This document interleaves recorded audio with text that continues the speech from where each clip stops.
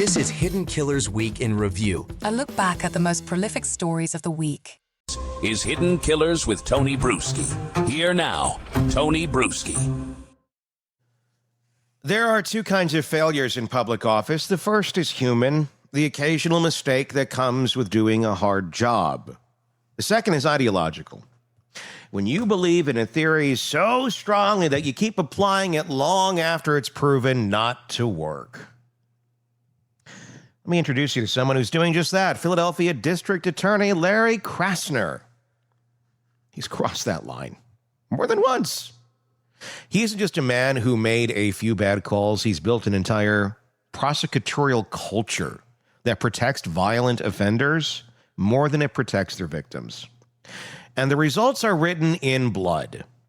Let's start with the most recent case, the one that we've been talking about, the one that finally forced even Krasner himself to admit, yeah, we could have done better. Yeah, you think? But that silent reflection, don't bring her back. Because you know you could have done better before you did it. Those 5 words came after 23-year-old Kada Scott vanished from a nursing home shift earlier this month. 2 weeks later, her body was discovered in a shallow grave behind an abandoned Philadelphia middle school.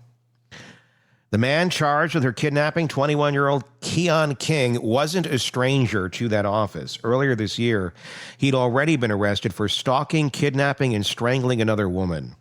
Prosecutors had surveillance video showing the attack. They had evidence. They had the chance to stop him. When the victim didn't appear in court, even though all of this was on video, all of this was documented, you don't even truly need the victim to be in court to be re-victimized, having to stand next to the perpetrator of these crimes, the predator. When she didn't appear in court, Krasner's team dropped the case. No conviction, no follow-up, no preventative measures. Just, nope. No thoughts of considering, gee, maybe this person is fearful for their own well-being.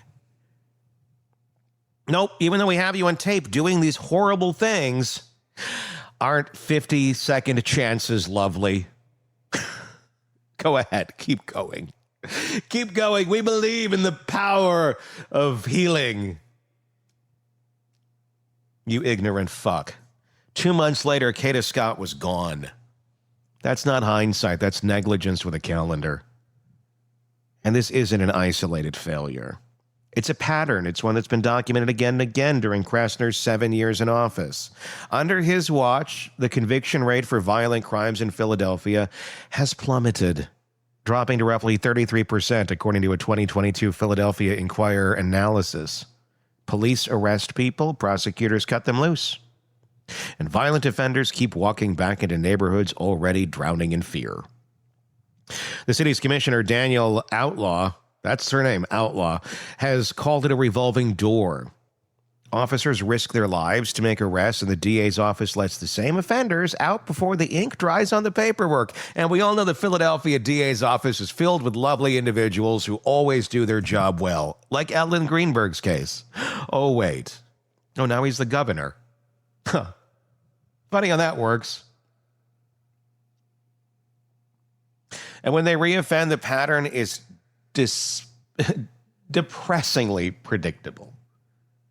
In 2020, then U.S. Attorney William McSwain publicly accused Krasner's office of leniency in at least 10 violent crime cases where defendants later committed murders or serious assaults. You can argue politics all day long, but you can't argue with the funerals that followed. In 2019, Officer James O'Connor IV was shot dead, killed during a raid. The suspect, Hassan Elliott, he had a prior illegal gun violation and was free on new drug charges that Krasner's office had chosen to drop. Same story, different victim.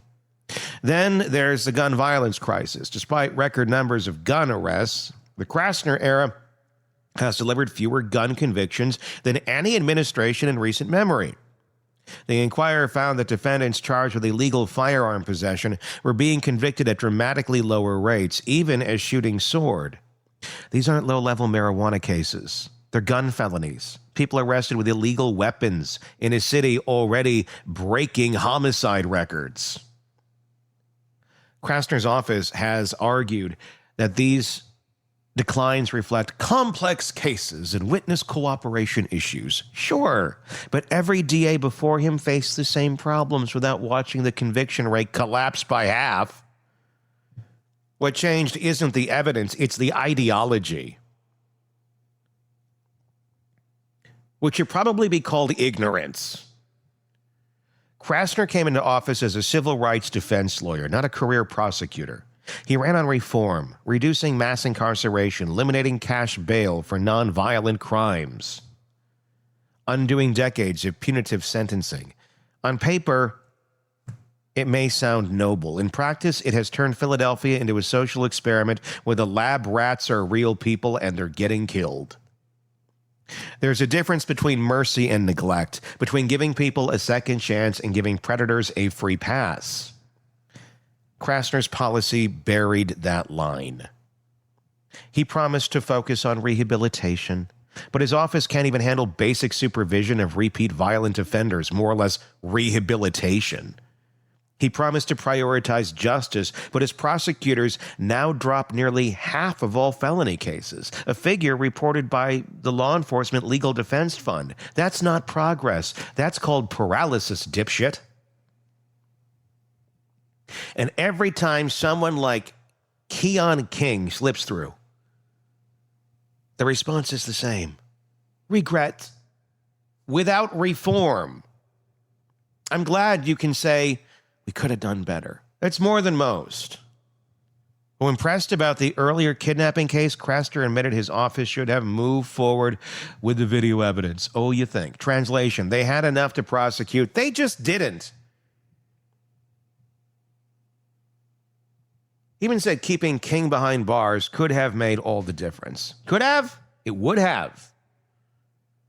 This isn't about politics. It's about competence. And if you strip away the campaign slogans and activist talking points, you're left with a DA who talks like a defense lawyer, even when he's supposed to be protecting the public. Krasner's defenders love to say his critics are fear-mongering, but numbers don't lie. Philadelphia has endured record homicide counts in multiple years under his watch. And when your conviction rates for violent crime sinks to a third, you don't get to call that reform. You get to call that failure.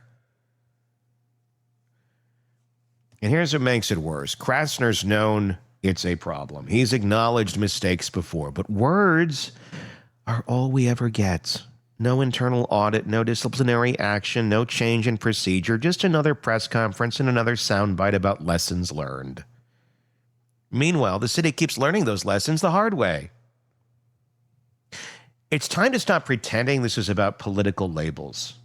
This isn't progressive versus tough on crime. This is about a DA who forgot what his job actually is. The duty of a district attorney isn't to balance ideology, it's to enforce the law that protects the public. Period. And when an elected official keeps making decisions that let violent people back onto the streets over and over again, that is not reform. That's reckless indifference. Ask the families of Officer O'Connor or the loved ones of Kada Scott how much comfort they find in Krasner's theory of justice. Ask the neighborhoods where gunfire is a nightly soundtrack if they feel empowered by fewer convictions. Ask the police officers still risking their lives why they should keep arresting the same suspects when the DA's office keeps waving them through the revolving door. At some point, this stops being a criminal justice issue and becomes a moral one, a common sense one. Because if you know your policies are putting people in danger, if you can draw a straight line from dropped charges to dead victims, and you still do nothing to change it, you're not just failing at your job, you're complicit in the outcome. That's where Philadelphia is right now. And that's on Larry Krasner. Says we could have done better, but he hasn't. And people keep dying while he figures out how. Your thoughts in the comment section on YouTube. Search Hidden Killers with Tony Bruschi. You will find us there. You can also find us wherever you get podcasts. Do that same search, Hidden Killers with Tony Bruschi. We are going to stay on this case We are going to keep exposing corruption in power. And if you want to help us, please do. Hit subscribe, share this. More people need to know this is going on. And the only way to do that is by you sharing this. Because the algorithms, guess what? They're more about protecting the predators than they are about the people. They are. The algorithms out there, they don't like icky words. They don't like people exposing this sort of shit. They don't. To start sharing. And let's take the power back. I'm Tony Bruschi. We'll talk again real soon. Want more on this case and others? Then press subscribe now and don't miss a moment of true crime coverage from Tony Bruschi and the Hidden Killers podcast.